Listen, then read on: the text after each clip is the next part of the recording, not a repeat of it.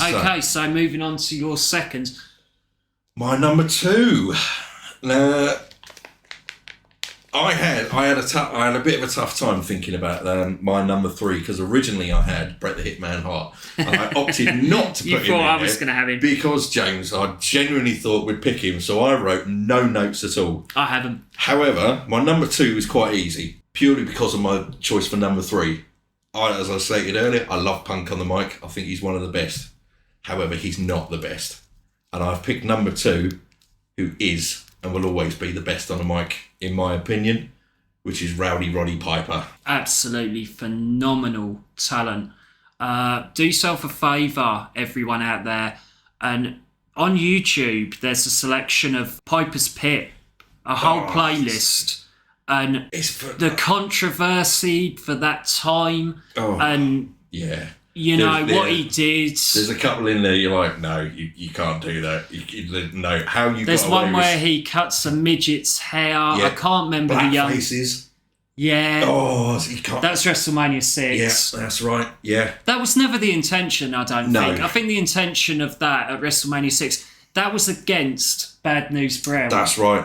The intention was to show that he was multicultural. Yes. However, yeah, the intentions were good. I'd like to say that we at Top Turnbuckle Podcast do not condone this behaviour whatsoever, but it was done with the best interest to show that he was multicultural. However, like most things from back in the 80s and 90s, time has not aged well, and now it just looks really bad. However, going to get to the highlights and the good parts. I'll be honest with you, just to interlude, I actually think he looks more like a Highlander than the stupid, unbelievably bad cosplay of William Wallace that's being done by one of my favourite wrestlers at the moment, Drew McIntyre. Yeah. What an absolute fuck up beyond fuck ups. You had Drew McIntyre as the ultimate badass. Yeah. Scottish psychopath era. You had him right there. Yeah. He does the 2020 Royal Rumble, the breakout. He is on top of the world, and then you have him come down as a William Wallace cosplay, WWE. Congratulations. which as a half Scotsman myself is it's bad. It is bad. But fingers crossed something can be pulled out. Something can be easily pulled out. Just bring him back in that black leather. Yeah, and bring just him back as a badass. Like he was. Like with the black leather, like long coat and the fucking long black hair, looking down. Goes back to Piper. Yeah. And it's gone. How many times has he said you've got to be the toughest son of a bitch on the planet to start a fight in a skirt? Bobby Heenan's favourite line, by the way, if you go back and listen to one of my favourite managers and commentators, Bobby Heenan, he just continuously rips on Piper for that skirt. It's just great.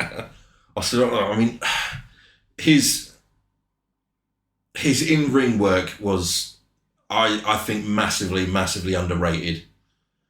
I think genuinely he should have been given more opportunities and more titles than he genuinely deserved. I think at the time when the company itself, WWF, back in the day, were trying to push the likes of Hulk Hogan and Hulkamania and Macho Man, people like that, you missed a golden opportunity there. Massive, massive golden opportunity there. He, without a shadow of a doubt, is and will always be the best guy on a mic. Have you, one of my favourite things he ever did was, as you know, and obviously the listeners don't know, I am a massive, massive film fan. I am an absolute fanboy when it comes to movies. One of my favourite films of all time is They Live. I love They Live. And it is the best ad-lib, one of the best ad-libs ever, is I've come here to do two things, chew bubblegum and kick ass. And I'm all out of bubblegum. He fucking made that up on the spot. He's class. He's class. Brilliant. I don't agree. I actually don't agree that he's the best on the mic. I don't. For me, the best on the mic, and I'll always argue this, is Jake the Snake Roberts. Yeah, he's up there. He is up there.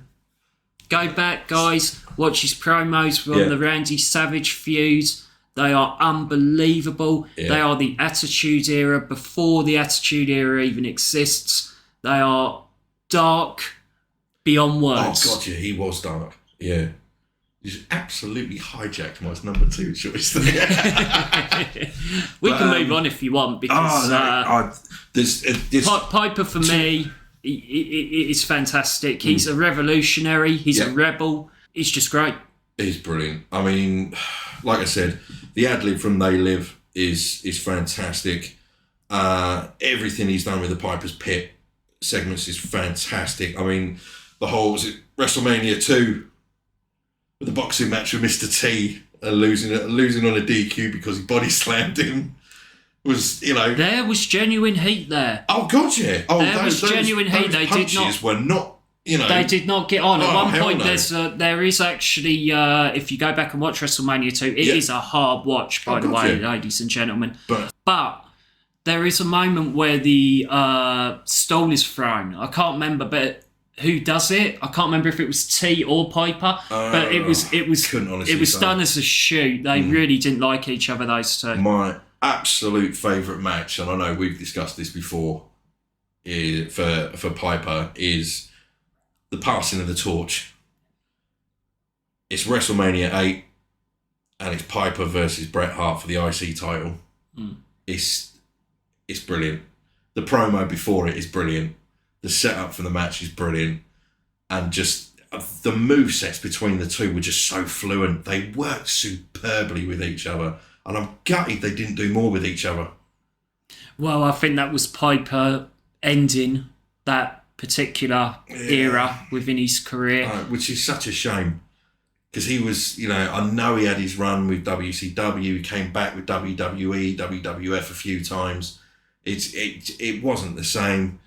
I think going back to your point on him as a wrestler and the wrestling talent, I think this is a thing for today. Yeah. I don't think that always matters. Mm-hmm. If we look at the match at WrestleMania 8 between Bret, the emotion. Oh, it was I don't know if anyone remembers. Go back and watch the match. Bret gets busted open. Piper has an opportunity to beat him. He grabs the ring bell, holds the ring bell up in the air. He has that audience in the palm of his hand. He's looking round, and then he decides, no, I'm not going to do it. Yeah. And he loses with honour. Yeah, I'm not going to be that guy. Yeah, and that's the magic of being in that ring that's lost sometimes. Slowing things down. And you'll hear all the professionals talk about that. Slowing things down, letting the crowd absorb what's going on. It's like you said, the emotion in that match is sky high. Again, that goes down to the commentary team as well. They were magnificent. I mean, it was of an era for wrestling that had so much heart and soul to it. Yeah, it was Bobby and Gorilla. Yeah, and I love Bobby the Brain. It's just brilliant. But that's always going to be my favourite match of Piper. It had everything. A little clue going up on the Facebook page. That has a little bit to do with the trivia question that is coming next week. Stay tuned. Yep. And stay focused on our social media pages.